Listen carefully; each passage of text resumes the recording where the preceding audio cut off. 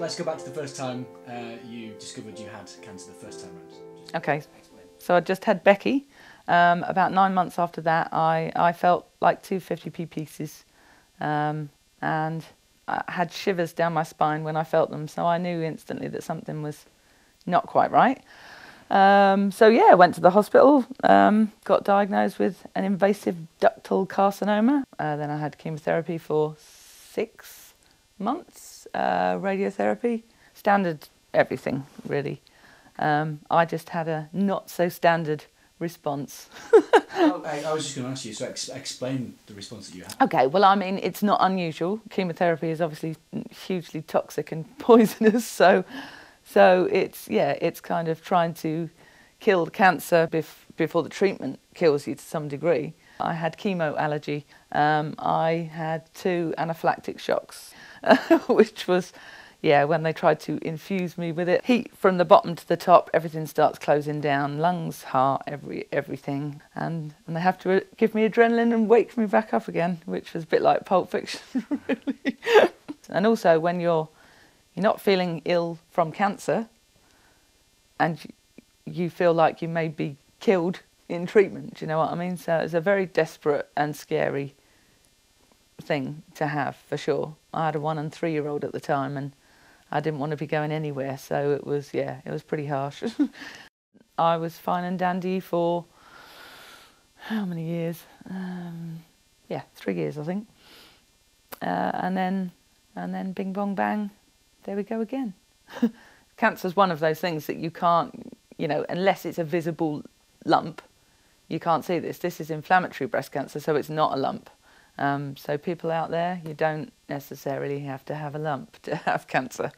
So this was a boob that just swelled and looked a bit good actually for a while. And then it started to get a slight blush to it, and it was like, okay, something's going on here. So we went back in again, and there we go. How did you feel when it happened again, when it returned? Do you know what? I already knew. I did. I know what's right for me, do you know what I mean? And what's horribly not right for me. And yeah, so I was devastated, obviously. I want to keep going as long as I can keep going, But I have 2 kids and a husband and a life at the moment. And I can spend that kind of wasting it to some degree, worrying about the diagnosis or the prognosis, or I can live to the max and if it happens, it happens. Do you know what I mean? Some people would say that's inevitable. I choose to believe not, but who knows, I think, again, your choices that you make are to do with, family commitments and things like that, and you want to feel like you've tried everything, So I tried again, chemo again, and yeah, just had mega reactions straight away to the point where I just knew that I would die of treatment, and then that would be stupid because I would have actually died quicker. So at that point I had to make desperate choices really, which was to kind of give up to some degree on treatment, but still believe in a future, which I do. I don't know how or why, but I do. Wait for the shake. My kids, I think we've always been very honest and open, and that has its upside and its downside, because they know everything. They know, they don't know the ins and outs of everything, but my kids know what the potential for this to do is, which is I might not be around, and they question you about that, and that's hard. But we go from that kind of a slant that they're able to ask whatever questions they want, however hard they are, and they do, And husband, same kind of thing, we have to ask each other questions that are really quite difficult, and sometimes it's really hard, and sometimes we laugh about the most odd things because we have to ask really morbid questions. But yeah, it has its moments for sure. Okay, let's get it. Ready? Okay, here we go. Ready, smile!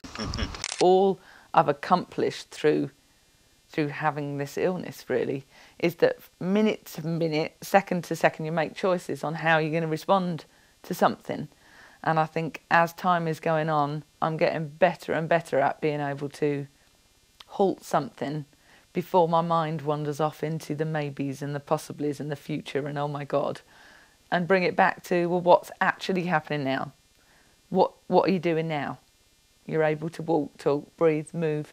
All these things function. Okay, there are other things that are happening which you don't like, but this minute, right now, this is what's happening. It's not like brushing it under the carpet, but it's choosing to just face it as and when we get to everything. You know, it's all got to be. I couldn't have thought a year ago that I would be dealing with what I am now. If somebody had said, this is what, you know, this is what's going to happen, I would have said, get me out of here now, you know. I would have. So I couldn't know that I'd be moving, walking, talking, breathing, laughing with this going on now, but I am. So minute to minute, that's all.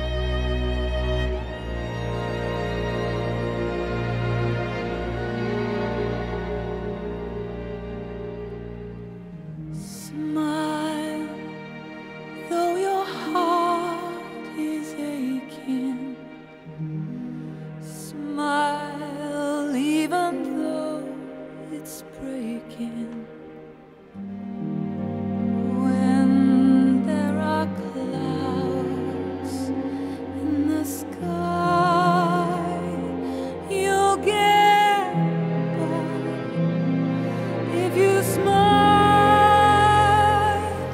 through your fear and sorrow. Smile. The idea of fame, forget it, that doesn't interest me, but what interested me was the fact that I'd be able to do that.